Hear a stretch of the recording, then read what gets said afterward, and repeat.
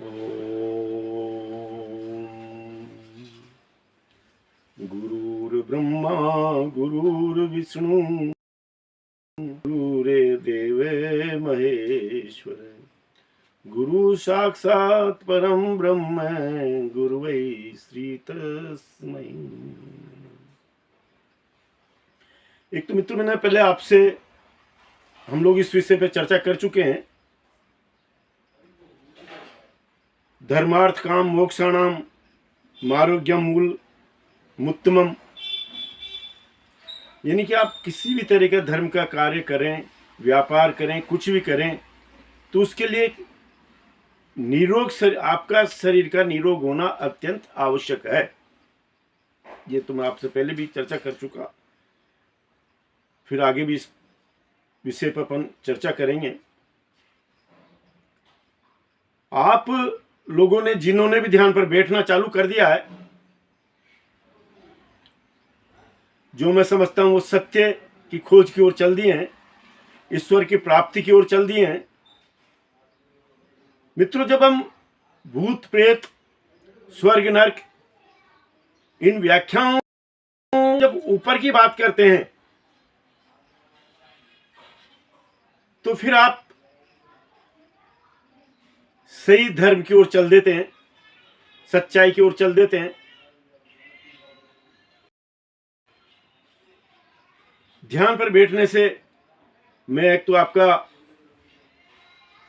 मन से आपका धन्यवाद अर्पित करता हूं कि आप लोगों ने, जिन्होंने भी ध्यान पर बैठना शुरू कर दिया है, ध्यान पर बैठने के अलावा आपके पास में कोई रास्ता नहीं है उस परम पिता परमेश्वर को प्राप्त करने का, उसकी अनुभूति को प्राप्त करने का। ध्यान पर बैठने से मित्रों कई तरह की सिद्धियां भी प्राप्त होती हैं। ध्यान से, प्राणायाम से, जब हम योग की ओर जाते हैं, तो इनमें से कईयों को मैंने नजदीक से देखा, कईयों के बारे में मैं जानता हूं। शरीर को गर्म कर लेना, पसीना आना देना, ऐसा कि हिमालय पर्वत पर कई ऋषि मुनि आज भी जो अपने शिष्यों से इस तरह की परीक्षा लेते हैं कि भरी ठंड में माइनस से भी नीचे जो डिग्री रहती है, उस पर उन्हें गीले कपड़े करके दे देते हैं कि इन्हें शरीर से सुखाना होता है। प्राणायाम और संकल्प शक्ति, हवा को खा लेना, निराहार रह सकते हैं उससे हम, शरीर तो कमजोर हो जाता है लेकिन निराहार रह सकते हैं उससे हम। और अगर पत्ते वगैरह उसके उस पर खाते रहे तो फिर शरीर में कमजोरी भी नहीं आती है। ये प्राणायामों के द्वारा दिल की धड़कन को बंद करना, कम करके चलाना। आप मित्रों अगर इसको सीख गए हो कि दिल की धड़कन को कम करके चलाना, तो फिर निश्चित रूप से आप लंबी उम्र की ओर चल देंगे। मेरी कोशिश रहती है कि मेरी 60-62 पर चलती रहे। यह अभ्यास मैं जब भी एकांत में बैठता हूं तो करता रहता हूं। जल के अंदर लगाना, अगर आपका लंबे समय तक एक प्राणायाम का या एक स्थान पर ध्यान को एकाग्र करने का अभ्यास हो गया है, के अंदर भी समाधि लगा सकते हैं। मित्रों, मैंने जल के अंदर समाधि तो नहीं लगाई, लेकिन दिल की धड़कन को बहुत पीछे तक ले जाकर के मैंने देखा है। जब हम न्यूनतम उस पर ले आते हैं, जैसे 4-6 पर, तो फिर वो जल के अंदर से ही ऑक्सीजन को ग्रहण कर लेता है शरीर। आप लोगों में कोई अगर सीखना चाहता है या कोई इस तरह का आश्रम और मुझे बुलवाना चाहता है, तो मेरी सेवाएं निःशुल्क हैं। योग्य शिष्य होना चाहिए साधना के लिए। उसमें आपका 1 घंटे का अभ्यास होना चाहिए ध्यान पर बैठने का, और 10 मिनट का त्राटक का अभ्यास भी होना चाहिए। हम लोग जो है आपको दिव्य शक्तियों से तो आपका तारतम्य बनी जाता है। ये मेरा व्यक्तिगत रूप से अनुभव है कि जब भी हम उस पथ से भटकने लगते हैं या उसमें कोई रास्ता खोजने लगते हैं तो शक्तियां हमें यहाँ प्रत्यक्ष में दर्शन देके उसे आगे बढ़ाती हैं। मेरे प्राणायाम को 15-20 मिनट का ही लगाता था, लेकिन उसमें कोई मैं सफलता हासिल नहीं करता था। तो आखिर एक दिन यही हुआ, 2-5-10 क्षण के लिए कोई ऋषि आई यहाँ पर मेरे से 1 घंटे के लिए कहकर गए कि आप इसको 1 घंटे तक करिए। मैंने 1 घंटे तक किया मित्रों, प्राणायाम के उसी रोज रिजल्ट आ गया, परिणाम उसी रोज आ गया।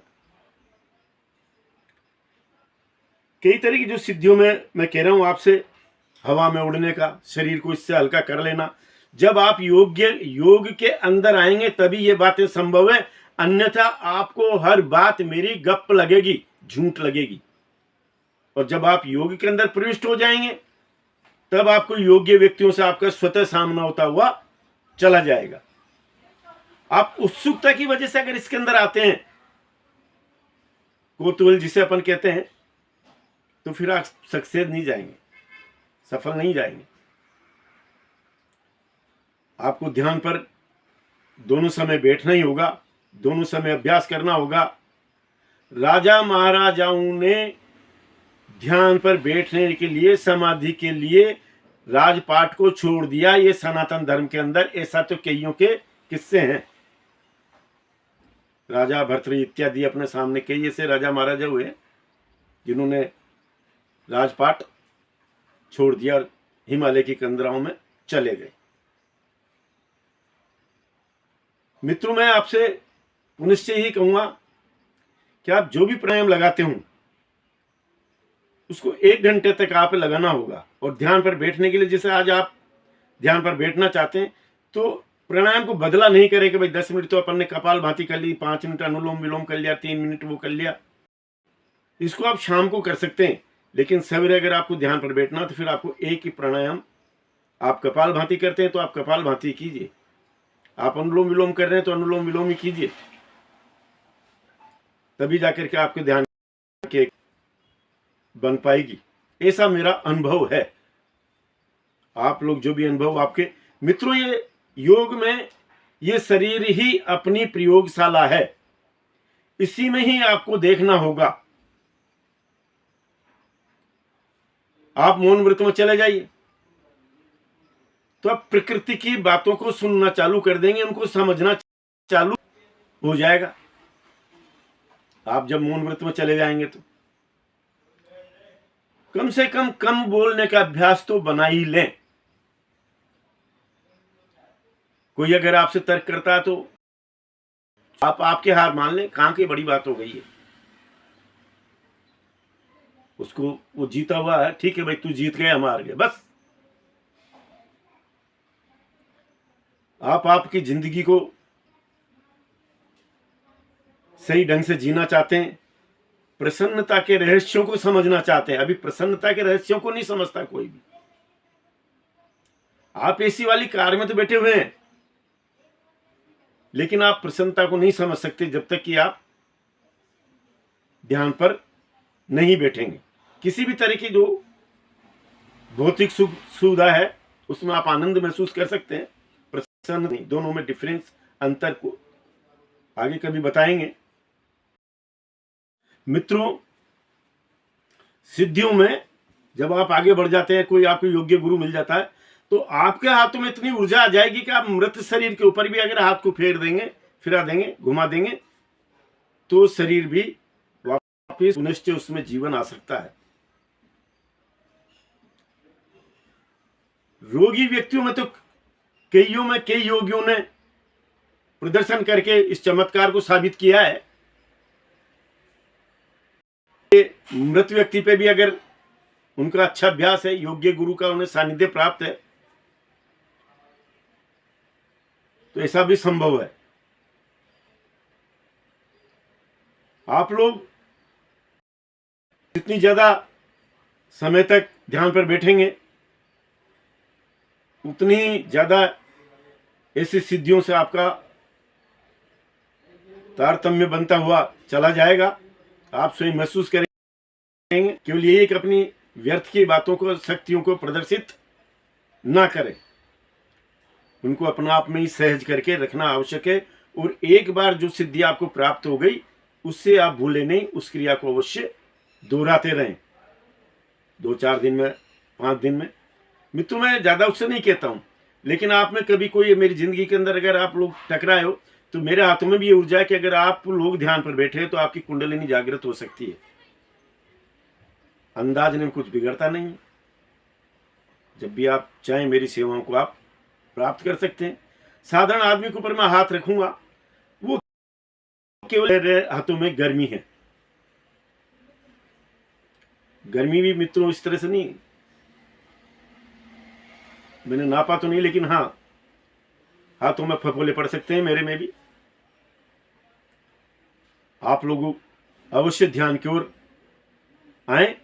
मेरे ये वीडियो बनाकर आपके सामने प्रस्तुत करने का यही उद्देश्य रहता है कि आप सच्चाई की ओर आए और अपने शरीर को ही प्रयोगशाला